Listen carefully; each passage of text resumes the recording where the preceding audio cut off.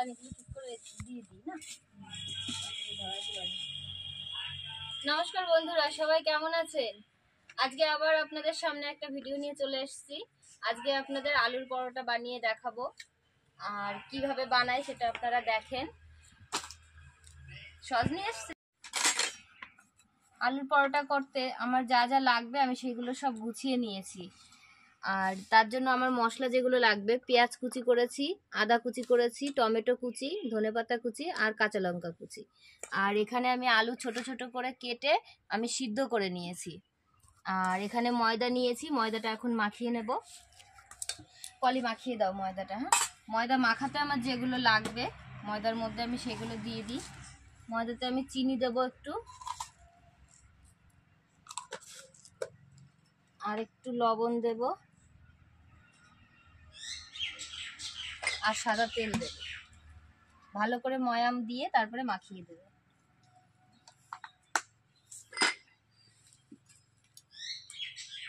আলুর পরোটার জন্য, তার জন্য কড়াই আমার গরম আছে।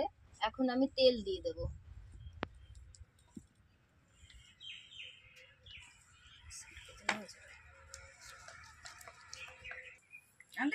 তেলটা গরম হয়ে গেছে, আমি এখন ফোড়নে কটা জিরে দিয়ে দেব, গোটা জিরে।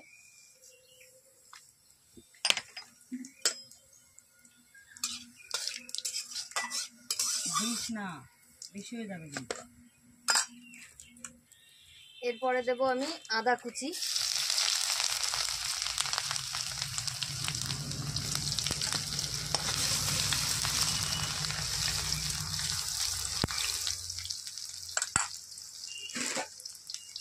এবার দেব পেঁয়াজ কুচি। পেঁয়াজ আর আদাটা একটু ভালো করে ভেজে নেব।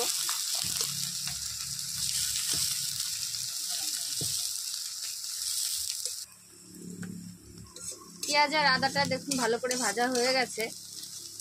এখন আমি টমেটো কেটে রেখেছিলাম, টমেটো কুচিগুলো দিয়ে দেব। আর লঙ্কা কুচি রেখেছিলাম, লঙ্কা কুচিটা দিয়ে দেবো। দিয়ে আমি আবার একটুখানি কষিয়ে নেব। এটার মধ্যে একটু লবণ আর হলুদ দিয়ে দেব। লবণ দেব 2 চামচ,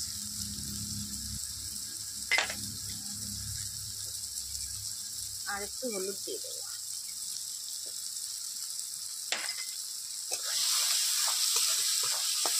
আর একটু ভালো করে কষাতে হবে।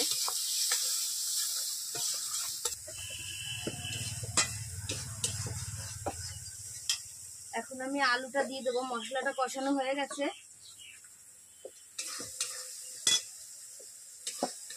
আলু সিদ্ধ করে রেখেছিলাম, এই আলুটা এখন দিয়ে দেবো।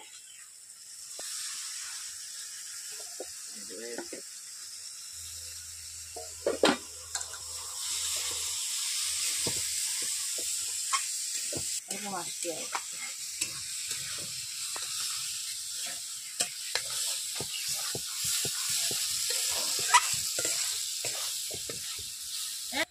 কি সুন্দর হাওয়া দিয়েছে না? বলে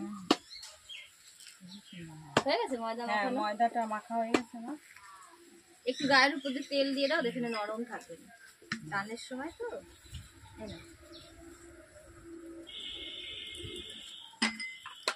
ময়দা মাখানোর পরে উপর দিয়ে একটু তেল দিয়ে মাখিয়ে রাখলে ময়দাটা নরম থাকে, ভালো হয়, তাহলে সফট হয়।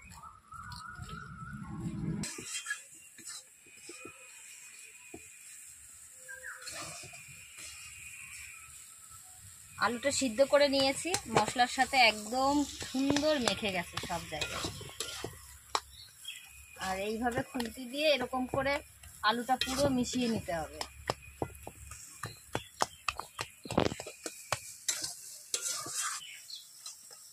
এই দেখুন আলুটা একদম কি সুন্দর মিশে একদম মাখা মাখা হয়ে গেছে পুরো। এখন আমি একটু গরম মশলা দিয়ে দেবো।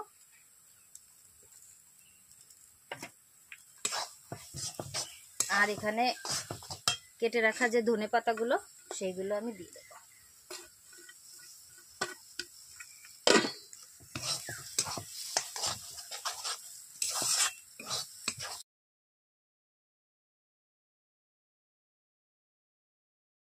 মশলা আর ধনেপাতা দিয়ে আমি ভালো করে মিশিয়ে নিয়েছি। আর আলুর তরকারিটা পুরো রান্না হয়ে গেছে।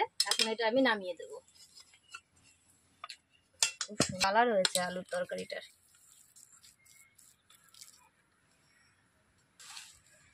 এখন আমরা পরোটাগুলো বেলে নেব। তার জন্য লেচি করে দাও, আমি এইগুলো ভরে দিই। হ্যাঁ, লেচি করে আমি এই আলুর পুরটা ভরে তারপরে বেলতে হবে। দুজনে মিলেই করব, তাড়াতাড়ি হয়ে যাবে।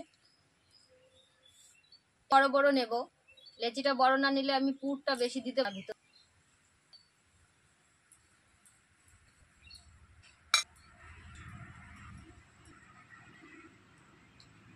এইভাবে হাতের সাহায্যে ওই গোলাটা আমি এরকম করে বড় করে নিয়েছি।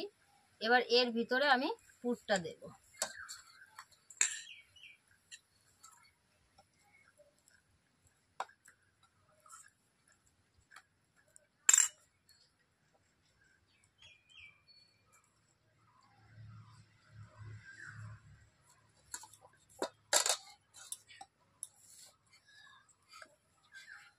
এইভাবে পাশ থেকে নিয়ে মুখটা বন্ধ করতে হবে।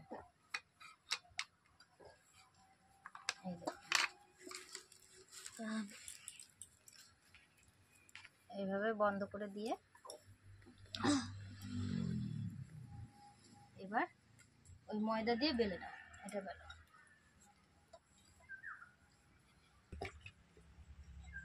এখন পরোটাটা বেলে নেব। এটা কোনো তেল দিয়ে বেলা হবে না, ময়দা দিয়ে বেলে নিতে হবে।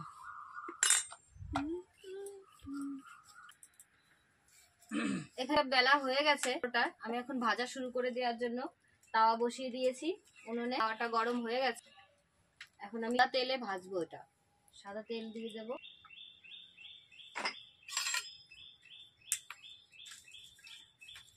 এর উপরেই রেখে দাও, পাশেই রেখে দাও। বিস্কুট কয়টা খাবা বাবা? তুমি কয়টা খাবা? 5টা। বাবা সুন্দরম কয়টা খাবা? খাবা 80টা। অতগুলো তো স্টকে নেই আমাদের বাবা জানরা।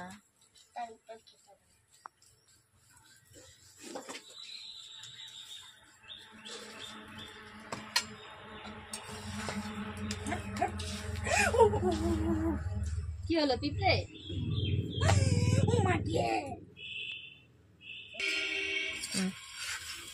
এবার আমি এটা উল্টে দিলাম।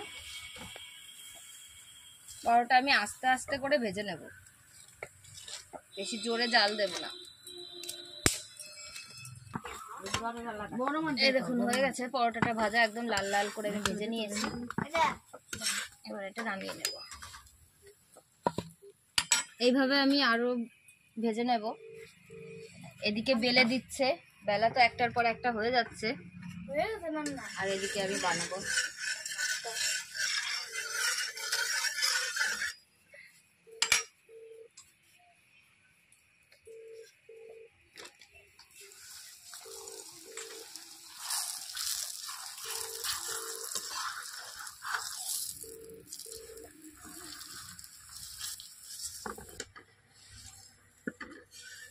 দেখতে হয়েছে না? এই দেখুন আরেকটা আমার হয়ে গেছে।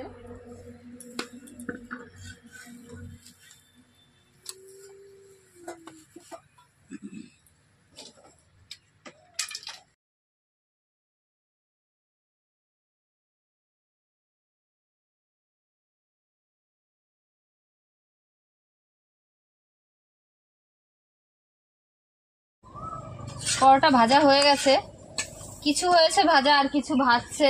পলি ভাজতে বসে গেছে। আর এখন বাচ্চাদের আমি খেতে দিয়ে দেবো। ওরা অনেকক্ষণ ধরে বলছে খেতে দাও খেতে দাও, টেস্ট করব। এই নাও, এটা হচ্ছে গিয়ে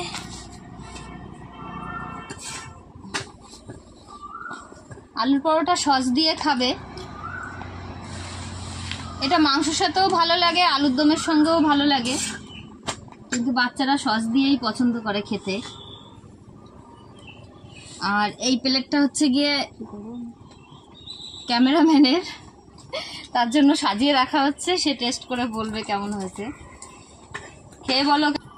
তোমরা দেখো কত সুন্দর হয়েছে পরোটা, না খুব নরম হয়েছে, একদম সফট হয়েছে খুব, আর ভিতরে আলুর পুরটাও পুরো ইয়ে হয়েছে, আর খেতে খুবই টেস্ট হয়েছে, দারুণ স্বাদ, খুবই ভালো হয়েছে। তাহলে বন্ধুরা সবাই তো খাচ্ছে, খেয়ে বললো কেমন হয়েছে। আর এরকম ভিডিও পেতে আপনারা ঝুমা লাইফস্টাইল ইউটিউব চ্যানেলটি অবশ্যই সাবস্ক্রাইব করবেন। থাকবেন, সুস্থ থাকবেন।